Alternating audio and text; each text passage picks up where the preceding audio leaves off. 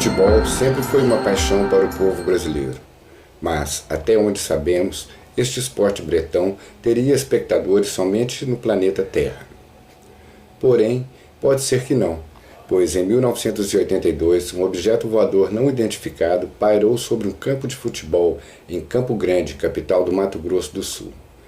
Esse evento inusitado chegou a ser registrado pela imprensa da época, mas não recebeu a devida atenção, por se tratar de um avistamento coletivo e único. Neste episódio, traremos alguns detalhes dessa ocorrência ufológica.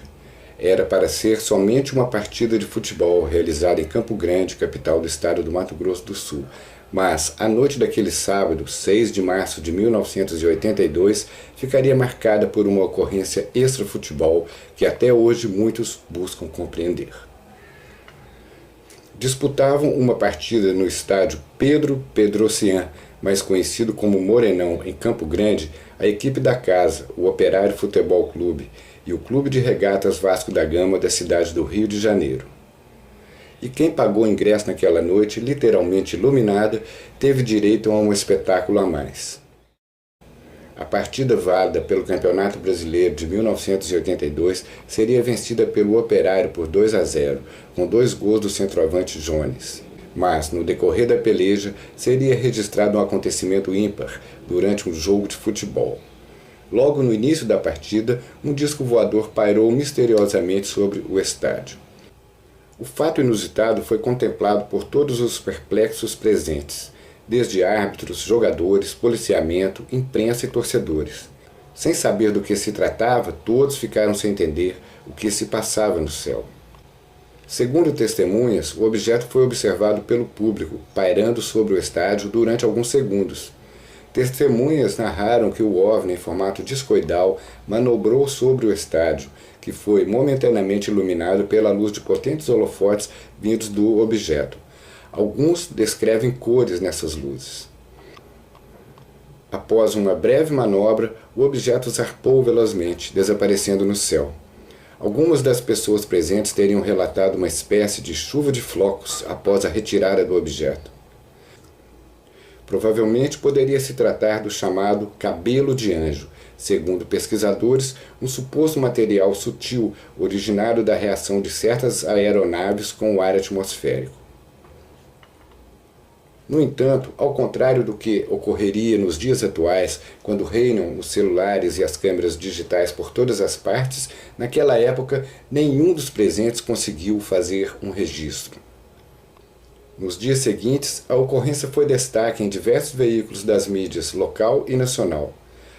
Alguns veículos entrevistaram testemunhas, algumas das quais ainda perplexas com a ocorrência.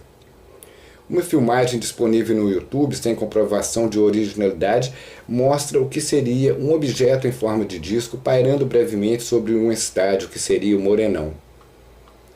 A imagem de poucos segundos está em péssima resolução, mas é possível ver uma arquibancada, o gramado e os movimentos do objeto pelo céu, além dos holofotes do estádio. De acordo com as informações, o objeto que aparentou estar vindo do centro de Campo Grande sobrevoou o estádio e apareceu entre as torres de iluminação, sem emitir qualquer tipo de som ou ruído. Figuras notórias do futebol brasileiro estavam presentes no local, como o conhecido e polêmico árbitro José de Assis Aragão, que apitava a partida, e o conhecido atacante Roberto Dinamite, do Vasco. Entre os vários jogadores que também presenciaram o fato, estava o Cocada, do Operário, e o Pedrinho Vicensotti, além de Cláudio Adão, do Vasco. A revista Placar, publicação mais popular do esporte nacional na época, registrou o fato, estampando na capa a manchete: "O dia em que um disco voador baixou em campo". Em trecho da reportagem de Sérgio Ruiz Luz, a Placar registrou que, abre aspas, "de repente, um objeto não identificado apareceu no céu de Campo Grande, no Mato Grosso do Sul, durante a partida Operário Vasco da Gama. Era uma bola de fogo com um grande facho de luz. Veio, viu e desapareceu misteriosamente. Desde então, a cidade e os jogadores que testemunharam o fenômeno nunca mais foram os mesmos." Fecha aspas. A visão, de fato, impressionou a todos, pois a forte luz emanada pelo objeto teria iluminado todo o gramado do estádio. O jogo foi paralisado pelo árbitro e todos ficaram olhando para aquilo e entre si sem entender o que se passava. A revista Placar entrevistou o jogador Cocada, então com 34 anos e ídolo do Operário. Depois do ocorrido, ele passou alguns momentos vasculhando o céu na tentativa de ver novamente o objeto luminoso. Afirma Cocada, abre aspas, rapaz, nunca vi nada igual. A aparição que impressionou tanto durante uma partida contra o Vasco pelo Campeonato Brasileiro de 1982 foi mesmo inesquecível. Fecha aspas. Era uma quarta-feira à noite e o jogo ainda estava no começo quando Cocada olhou para o alto e assombrou-se com aquela visão. O jogador conta que, abre aspas, viu uma roda de fogo com um facho de luz muito forte, de repente foi embora a uma velocidade incrível. Fecha aspas. A reportagem da Placar ainda abordou sobre a religião do jogador, que era evangélico e que contradizia o fenômeno. Abre aspas. Por causa de sua religião, o meia-direita Cocada, um evangélico fervoroso, procura afastar a tentação de acreditar na existência dos OVNIs. De acordo com ele, não combina com os princípios bíblicos. Mesmo assim, o certo é que a carreira de Cocada deslanchou após aquela visão do objeto luminoso. Ele saiu de Campo Grande e, para quem era visto apenas como o irmão perna de pau do atacante Miller, até que se deu bem. Seu melhor momento aconteceu na decisão do Campeonato Carioca de 1988. Reserva de Paulo Roberto, que era o lateral titular do Vasco, Cocada entrou no final da partida e marcou o gol do título no último minuto do jogo. Depois de rodar por 12 clubes, Cocada resolveu pendurar as chuteiras em 1993. Fecha aspas. Abre aspas. O tempo passou, mas Cocada mantém o hábito de vasculhar o céu de Campo Grande. Ele só espera uma explicação para a bola de fogo que viu em 1982. Fecha aspas. Finalizando, o atleta declarou à revista que, abre aspas, parecia um disco voador, mas só acredito mesmo se eles voltarem, pararem na minha frente e acenarem para mim. Fecha aspas. O veterano ufólogo e pesquisador paulistano Mário Nogueira Rangel, um dos entusiastas dessa ocorrência, acredita que o caso é genuíno. Segundo Rangel, abre aspas, dezenas de jogadores, técnicos, bandeirinhas, árbitros, locutores, jornalistas, operadores de câmera, público, assistentes, etc., ainda podem ser ouvidos e desenhar ou descrever o que viram para ser feita uma arte profissional.